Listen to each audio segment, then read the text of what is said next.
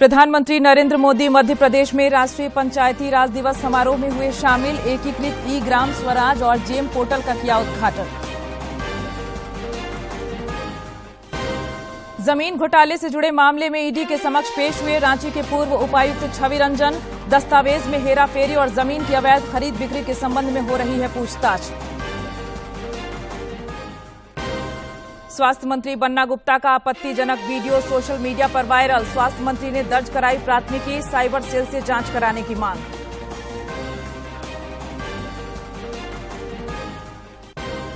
और राज्य में आज भी मौसम की मेहरबानी रहेगी जारी। कहीं कहीं बारिश के आसार। फिलहाल अधिकतम तापमान में बढ़ोतरी की संभावना नहीं।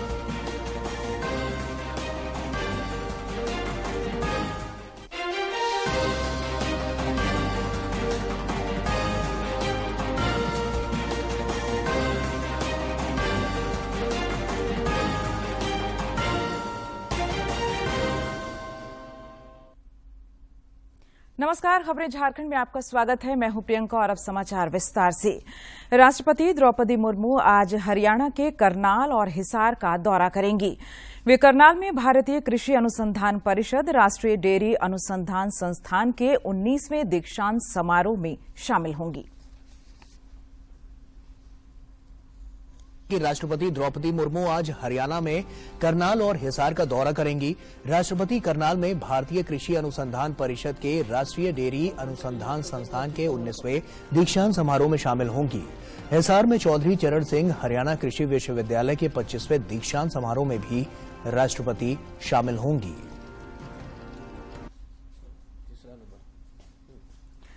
प्रधानमंत्री नरेंद्र मोदी ने आज इम्फाल में आयोजित युवा कार्यक्रम और खेल मंत्रियों के चिंतन शिविर को वीडियो कॉन्फ्रेंसिंग के माध्यम से संबोधित किया। इस दौरान श्री मोदी ने कहा कि पिछले एक वर्ष में भारतीय खिलाड़ियों ने कई अंतर्राष्ट्रीय प्रतिस्पर्धाओं में बहुत अच्छा प्रदर्शन किया है। उन्होंने कहा कि खेल प्रतिस्पर्धाओं को लेकर हमारे खेल मंत्रालय को अलग अप्रोच से काम करना होगा। नमस्कार।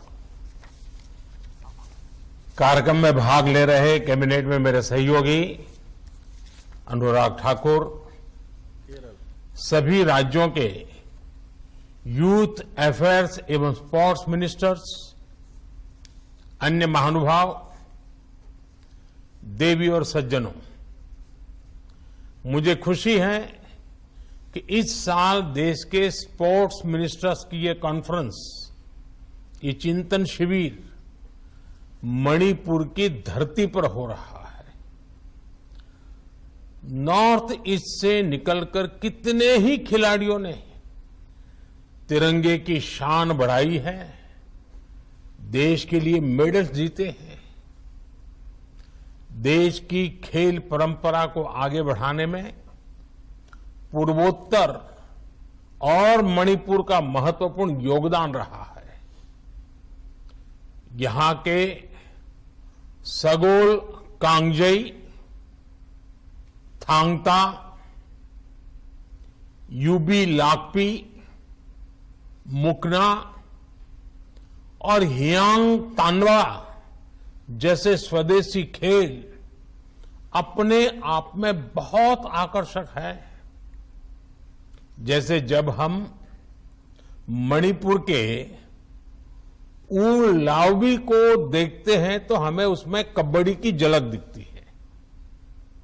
यहां का हियांग तानबा केरला की बोट रेस की याद दिलाता है और पोलो से भी मणिपुर का ऐतिहासिक जुड़ाव रहा है। यानी जिस तरह नॉर्थ ईस्ट देश की सांस्कृतिक विविधता में नए रंग भरता है, उसी तरह देश की खेल विविधता को भी नए आयाम देता है। प्रधानमंत्री मोदी 2 दिवसीय केरल दौरे पर आज शाम कोच्चि पहुंचेंगे। वे कोच्चि में रोड शो के बाद एक युवा सम्मेलन में भाग लेंगे। इस दौरान श्री मोदी कई नई परियोजनाओं का शिलान्यास और उद्घाटन करेंगे। प्रधानमंत्री नरेंद्र मोदी सोमवार को केरल के कोच्चि में युवा मेगा यूथ कॉन्क्लेव को संबोधित करेंगे। इस कॉन्क्लेव में तकरीबन 50,000 से भी ज्यादा युवाओं के पहुंचने की संभावना है। दक्षिण के इस राज्य में पीएम मोदी की उपस्थिति एक ऐतिहासिक अवसर होगा। केरला अवेट्स नरेंद्र मोदी जी।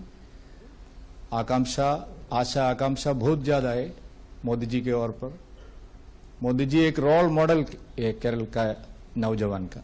काफी उत्साहित है सब लोग इसको लेके। So I am very happy that it's a great opportunity specially for the youth of the country. We are excited and we are eagerly waiting for him to come because he has brought too many changes in India, so we would like to see what he would suggest, and we would suggest also some ideas that what he could do to develop.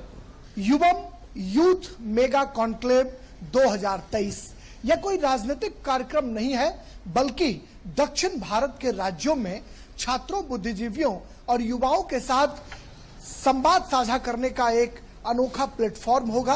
PM Modi मंगलवार को Thiruvananthapuram central station पर तिरुवनंतपुरम और कासरगोड के बीच केरल की पहली Vande Bharat express को झंडी दिखाकर रवाना करेंगे।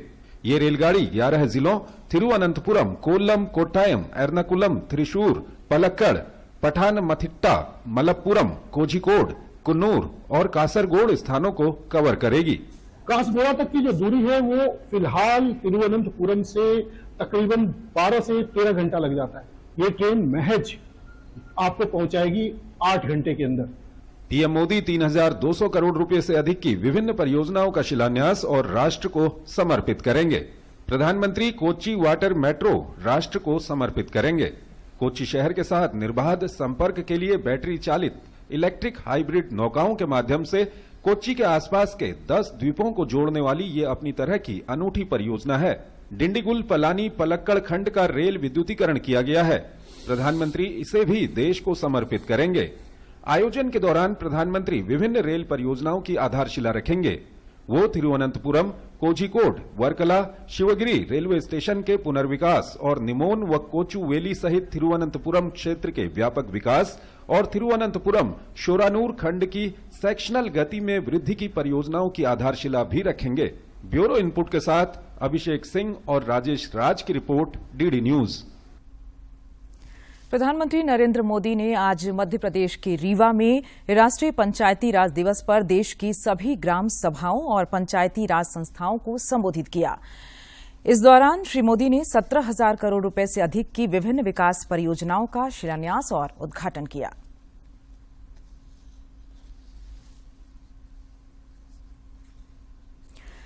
रांची के पूर्व उपायुक्त आईएएस छवि रंजन प्रवर्तन निदेशालय के तीसरे समन के बाद पूछताछ के लिए आज रांची स्थित ईडी के क्षेत्रीय कार्यालय पहुंचे। सूत्रों से मिली जानकारी के अनुसार ईडी छवि रंजन से रांची में सेना की जमीन घोटाले सहित अन्य मामले में पूछताछ शुरू कर दी है।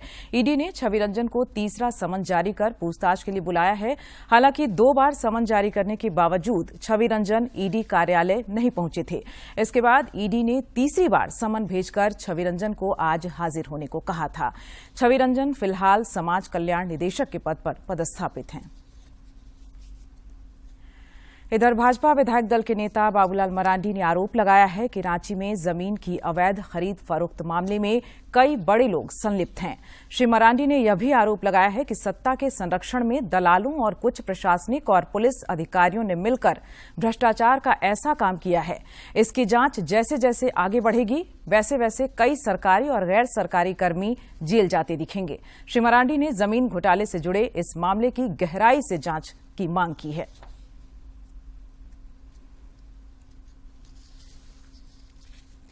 देश में पिछले 24 घंटे के दौरान 7,178 नए मरीजों की पहचान की गई है, जबकि इस अवधि में 9,011 मरीज स्वस्थ भी हुए। दर्ज किए गए पिछले 24 घंटों में 9,011 मरीज स्वस्थ होकर घर लौटे हैं, जिसके बाद देश का रिकवरी रेट 98% से ज्यादा है। वहीं साप्ताहिक पॉजिटिविटी रेट वर्तमान में 5.41% दर्ज किया गया। इसके साथ ही दैनिक पॉजिटिविटी रेट 9.16% है।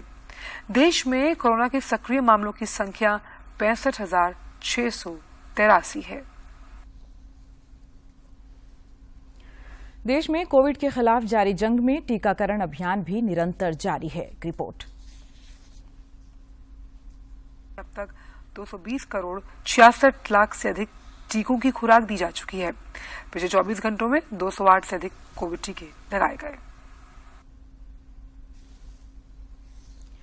केंद्रीय स्वास्थ्य एवं परिवार कल्याण मंत्रालय की ओर से आज मलेरिया उन्मूलन विषय पर नई दिल्ली में एशिया प्रशांत सम्मेलन का आयोजन किया जा रहा है।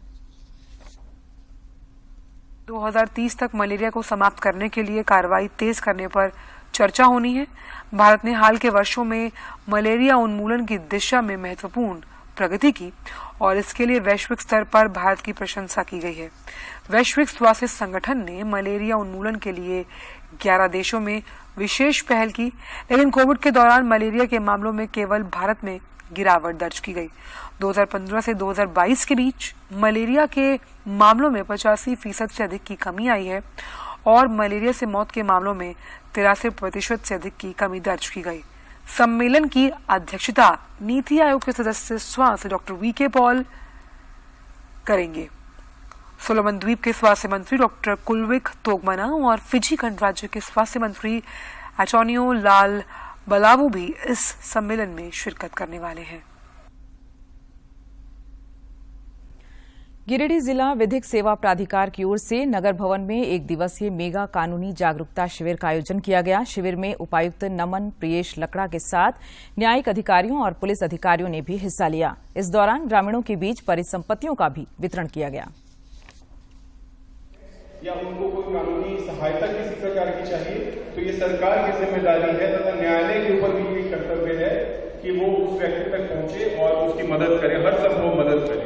तो उसी को ध्यान में रखते हुए इस प्रोग्राम का आज आयोजन किया जा रहा है। दैनिक कर्तव्यों का निर्वहन कर रहे होते हैं, चाहे वो हम लोग कार्यालय में बैठ के अपने दैनिक कार्यों का निपटारा करते हैं या फील्ड विजिट्स कर रहे होते हैं, तो जरूर आप लोगों को अवेयर करें।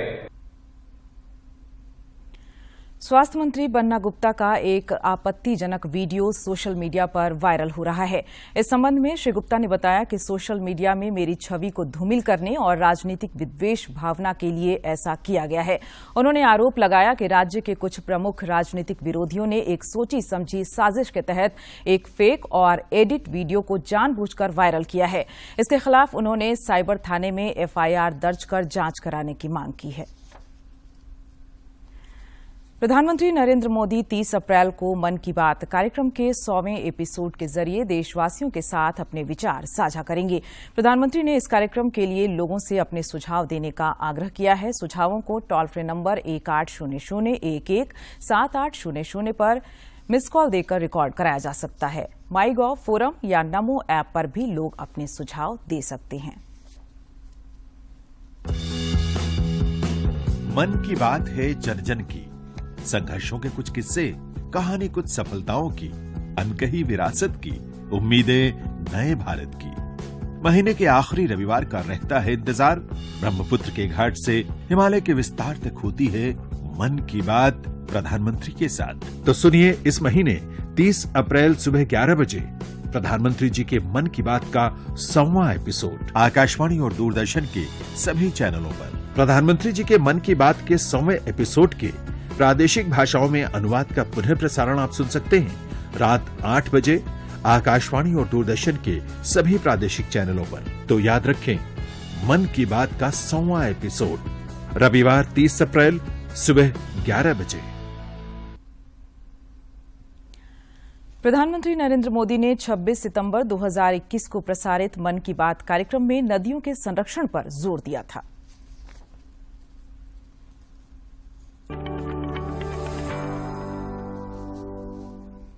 नदियां अपना जल खुद नहीं पीती, बल्कि परोपकार के लिए देती है। हमारे लिए नदियां एक भौतिक वस्तु नहीं है, हमारे लिए नदी एक जीवंत इकाई है और तभी तो हम नदियों को मां कहते हैं। हमारे कितने ही पर्व हो, त्योहार हो, उत्सव हो, उमंग हो, ये सभी हमारी इन माताओं की गोद में ही तो होते हैं।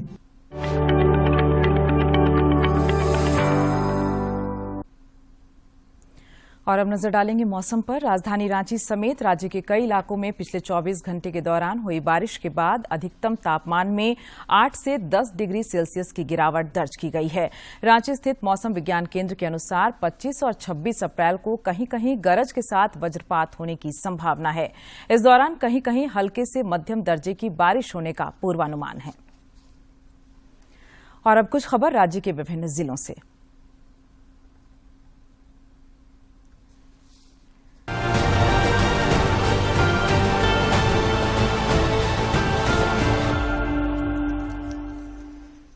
भारतीय जनता पार्टी के राष्ट्रीय नेतृत्व के निर्देश पर प्रदेश भाजपा अध्यक्ष और सांसद दीपक प्रकाश कर्नाटक विधानसभा चुनाव में प्रचार के लिए बेंगलुरु जाएंगे। प्रदेश मीडिया प्रभारी शिवपूजन पाठक ने बताया कि प्रदेश अध्यक्ष 24, 25, 26 और 27 अप्रैल को कर्नाटक विधानसभा चुनाव में पार्टी के प्रचार कार्यक्रमों में शामिल होंगे। भाकपा के जिला सचिव अजय कुमार सिंह ने कहा है कि रांची में पत्थर और बालू का अवैध खनन धड़ल्ले से जारी है। इससे सरकार को लाखों रुपए के राजस्व की क्षति हो रही है। पलामू जिले के छतरपुर थाना क्षेत्र अंतर्गत सिलदाग स्कूल के समीप एक व्यक्ति की अज्ञात अपराधियों ने गोली मारकर हत्या कर दी। ग्रामीणों की सूचना पर मौके पर पहुंची छतरपुर पुलिस ने मामले की जांच शुरू कर दी है।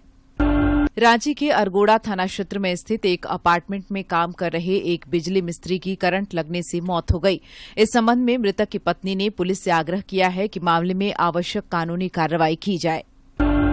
गुमला जिले के कामडारा प्रखंड अंतर्गत पोकला गेट रेलवे लाइन पर एक ट्रक का ऊपरी भाग ओवरहेड इलेक्ट्रिक वायर से सट गया, जिससे शॉर्ट सर्किट हो गया। इस कारण रेलवे पुलिस ने ट्रक को जब्त कर लिया। बाद में रेलवे ने ओवरहेड इलेक्ट्रिक वायर के शॉर्ट सर्किट को ठीक कर दिया। रांची जिले के टाटी सिलवे थाना क्षेत्र से पुलिस ने रिटायर्ड रेंजर के घर हुई डकैती का खुलासा करते हुए 10 डकैतों को गिरफ्तार किया है। गिरफ्तार आरोपियों के पास से पुलिस ने 3 देसी कट्टा, 1 देसी पिस्टल, 5 गोली, 24,57,500 नकद, मोबाइल फोन, सोने के जेवरात और कार बरामद की है। पलामू में हृदय रोग विभाग की शुरुआत हो गई। इस मौके पर कार्डियोलॉजिस्ट डॉक्टर पंकज प्रभात ने हृदय के मरीजों को निःशुल्क परामर्श दिया। इस मौके पर डॉक्टर प्रभात ने कहा कि पलामू जैसे शहर में यह सुविधा होने से हार्ट के मरीजों को लाभ मिलेगा। भारतीय मजदूर संघ के प्रदेश अध्यक्ष सत्यनारायण सिंह ने कहा है कि राज्य में मजदूरों की समस्या और परेशानी को देखते हुए संघ की ओर से 26 अप्रैल को राजभवन के सामने विशाल धरना प्रदर्शन किया जाएगा। बाद में मांगों से संबंधित ज्ञापन उपायुक्त को सौंपा जाएगा। रांची जिले के रातू थाना परिसर के पास आग लगने की वजह से अफरा-तफरी मच गई। इस आग में थाना परिसर में रखी दुर्घटनाओं के बाद जब्त की गई 3 कार जलकर राख हो गई। हालांकि इस अग्निकांड में किसी के हताहत होने की सूचना नहीं है। लातेहार जिले के महुआ डांड वन क्षेत्र के केवरकी गांव के निकट जंगल में एक जंगली भालू ने महुआ चुनने गए एक युवक को घायल कर दिया। भालू के हमले से युवक के चेहरे और आंख में गंभीर चोट आई है। ग्रामीणों ने उसे महुआ डांड अस्पताल पहुंचाया, जहां चिकित्सकों ने प्राथमिक इलाज के बाद उसे रेफर कर दिया।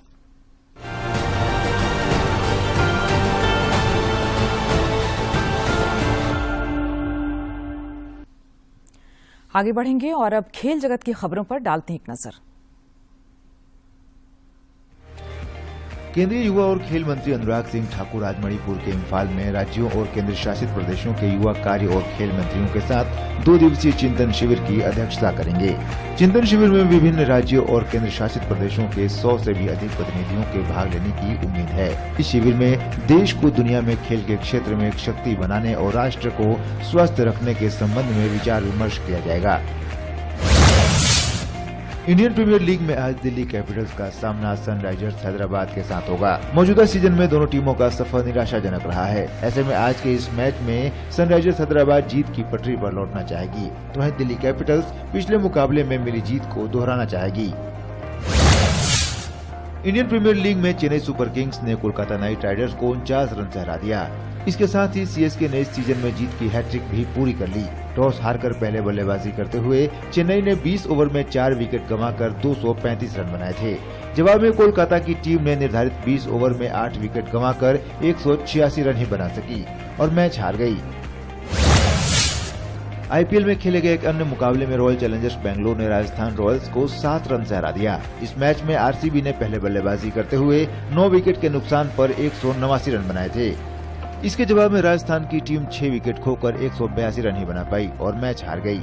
आरसीबी के लिए सबसे ज्यादा 77 रन ग्लेन मैक्सवेल ने बनाए। मास्टर ब्लास्टर सचिन तेंदुलकर आज अपना 50वां जन्मदिन मना रहे हैं। 24 अप्रैल 1973 को मुंबई में जन्मे सचिन रमेश तेंदुलकर ने क्रिकेट के सभी प्रारूपों में ढेरों रिकॉर्ड बनाए। अपने करियर के दौरान पूर्व भारतीय कप्तान ने सबसे ज्यादा वनडे मैच खेले हैं। उनके नाम सबसे ज्यादा वनडे रन बनाने का रिकॉर्ड भी दर्ज है। वे वनडे में दोहरा शतक बनाने वाले पहले पुरुष बल्लेबाज हैं। उन्होंने साल 2011 में वनडे विश्व कप जीता। वे 6 विश्व कप खेलने वाले कुछ क्रिकेटरों में से एक हैं। अंताल्या में आयोजित तीरंदाजी विश्व कप प्रतियोगिता में भारत के धीरज ने देश को चौथा पदक दिलाया। रिकर्व व्यक्तिगत स्पर्धा में तीरंदाज धीरज ने कजाकिस्तान के इल्फात अब्दुल्लीन को 7-3 से हराकर कांस्य पदक अपने नाम किया। इससे पहले खेले गए एक अन्य मैच में भारतीय पुरुष रिकर्व टीम को रजत पदक से संतोष करना पड़ा। अतानु, धीरज और तरुणदीप की टीम को प्रतियोगिता के फाइनल मुकाबले में चीन की जोड़ी के हाथों 4-5 के अंतर से हार मिली। Sports desk, DD news. प्रधानमंत्री आवास योजना के तहत बने किफायती फ्लैट भूमिहीन परिवारों के लिए वरदान साबित हो रहे हैं। कोडरमा के झुमरी तिलैया नगर परिषद में 80 किफायती फ्लैट का निर्माण किया गया है, जो भूमिहीन परिवारों के पक्के मकान का सपना पूरा कर रहे हैं। हर किसी का है सपना पक्का मकान हो अपना। इस सपने को प्रधानमंत्री आवास योजना साकार कर रही है। लेकिन वैसे लोग जिनकी कहीं अपनी जमीन नहीं, जो भूमिहीन हैं, प्रधानमंत्री आवास योजना के घटक 3 के तहत ऐसे भूमिहीन परिवारों का भी सपना साकार हो रहा है। किफायती फ्लैट में रह रहे रामप्रकाश सिंह बताते हैं कि 70 साल बगैर जमीन और बगैर मकान बीत गए। उसके बाद प्रधानमंत्री नरेंद्र मोदी की पहल पर एक ऐसी योजना आई जो उन जैसे भूमिहीन परिवारों के सपनों को साकार कर रही है। भविष्य में हम हो सके बिना घर के मर जाते, लेकिन माननीय प्रधानमंत्री जी की बड़ी कृपा है, उनको हम लाख लाख शुक्र गुजार हैं और हम मेरे तरफ से पूरा धन्यवाद है। किफायती फ्लैट मिलने के बाद रामप्रकाश काफी खुश हैं और इसके लिए प्रधानमंत्री नरेंद्र मोदी का आभार जता रहे हैं। किफायती फ्लैट 1 BHK पर आधारित है, जिसमें एक बेडरूम, एक हॉल, किचन और शौचालय की सुविधा है। इसके अलावा फ्लैट में बिजली पानी की सुविधा भी बहाल कर दी गई है। लोग बताते हैं कि जब इस पूरे फ्लैट में 80 परिवार रहने लगेंगे तो आसपास का पूरा इलाका एक अलग मोहल्ले के रूप में नजर आएगा। और रहने सहने का बहुत अच्छा जगह बन जाएगा। 80 परिवार रहने का मतलब है किसी एक गांव की तरह बहुत अच्छा एकदम सोसाइटी बन जाएगी। दिखने में बहुत अच्छा लगेगा और बाकी सारा सुविधा यहाँ पर उपलब्ध है, किसी तरह का कोई दिक्कत नहीं है। झुमरी तिलैया नगर परिषद के तिलैया बस्ती में 80 फ्लैट का निर्माण किया गया है, जहां आधे से ज्यादा फ्लैट की बुकिंग हो चुकी है और तकरीबन 11 परिवारों ने गृह प्रवेश भी कर लिया है और कुछ परिवार इसमें निवास भी करने लगे हैं। नगर परिषद के कार्यपालक पदाधिकारी विनीत कुमार ने बताया कि इस फ्लैट के लिए बुकिंग कराने वाले लोग स्ट्रीट वेंडर और छोटे छोटे व्यवसायी हैं।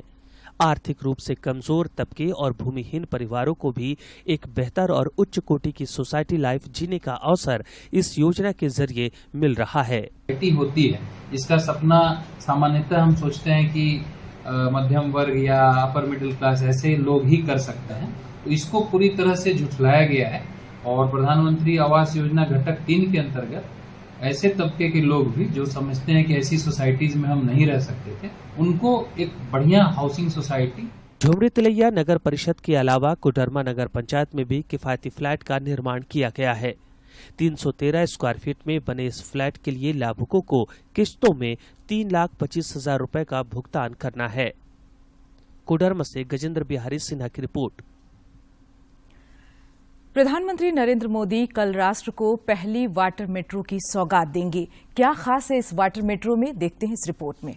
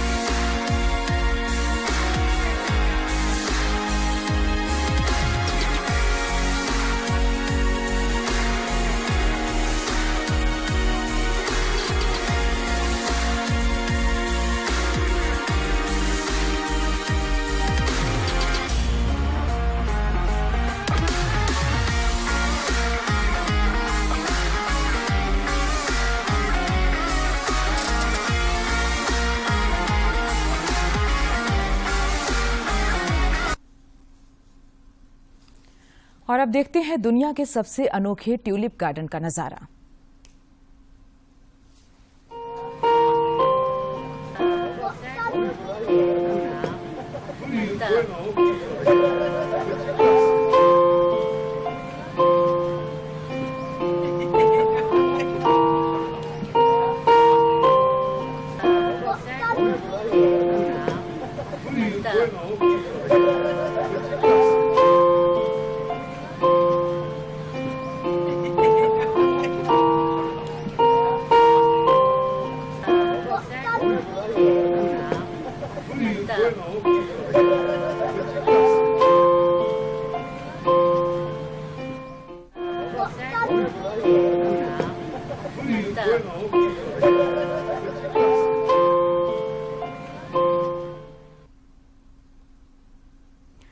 हमारे पद्म में आज हम जानते हैं कसीदाकारी और बुनाई के क्षेत्र में सम्मानित कलाकार पद्मश्री भानुभाई चितारा के बारे में।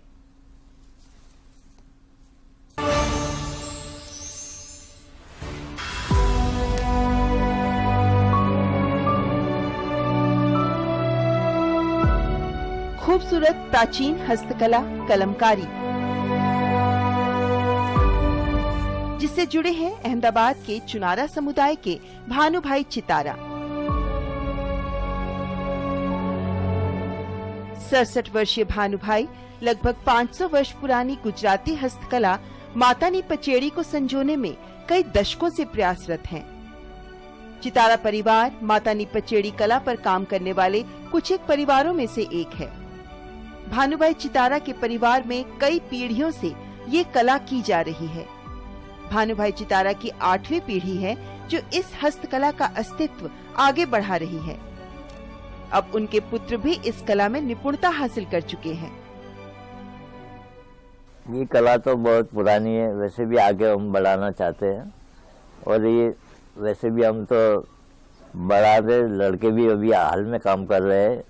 जो नेचुरल कलर है, अभी तो केमिकल का जमाना चल रहा है, ये कला में बहुत केमिकल ही हो रहा है सब। ये भारतीय हस्तकला गुजरात के इतिहास से जुड़ी है। मातानी पचेड़ी का शाब्दिक अर्थ है माँ देवी के पीछे। कपड़े पर पेंटिंग की ये शैली देवी देवताओं के अलग अलग रूपों और उनकी कहानियाँ दर्शाती है। ये पीस है मातानी पचेड़ी, ये लगभग 80 साल से पुराना है और ये बनाने में लगभग 8 से 10 दिन लगते थे पहले। जो ब्लॉक से भी बनता है, आधा कलम से भी बनता है। ये लगभग 80 साल पुराना है और ये कलर अभी भी हाल में मौजूद है और फास्ट कलर है। कैमल बना हुआ है, ऊंट, वो हाथ से बना हुआ है कलम से। और ये ब्लॉक है, लगभग 400 साल पुराना है और ये 80 साल से पुराना है और ये अभी भी हाल कलर भी मौजूद है।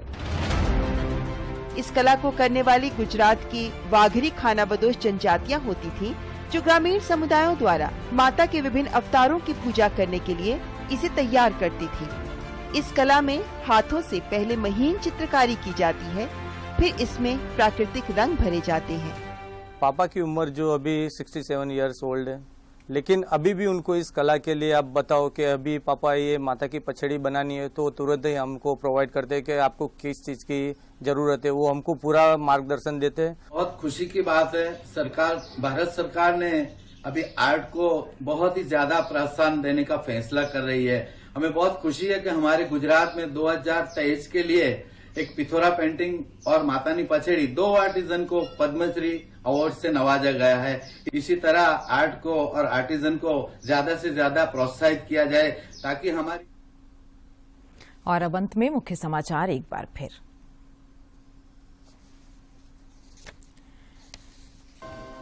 प्रधानमंत्री नरेंद्र मोदी मध्य प्रदेश में राष्ट्रीय पंचायती राज दिवस समारोह में हुए शामिल। एकीकृत ई ग्राम स्वराज और जेम पोर्टल का किया उद्घाटन। जमीन घोटाले से जुड़े मामले में ईडी के समक्ष पेश हुए रांची के पूर्व उपायुक्त छवि रंजन। दस्तावेज में हेराफेरी और जमीन की अवैध खरीद बिक्री के संबंध में हो रही है पूछताछ। स्वास्थ्य मंत्री बन्ना गुप्ता का आपत्तिजनक वीडियो सोशल मीडिया पर वायरल। स्वास्थ्य मंत्री ने दर्ज कराई प्राथमिकी, साइबर सेल से जांच कराने की मांग।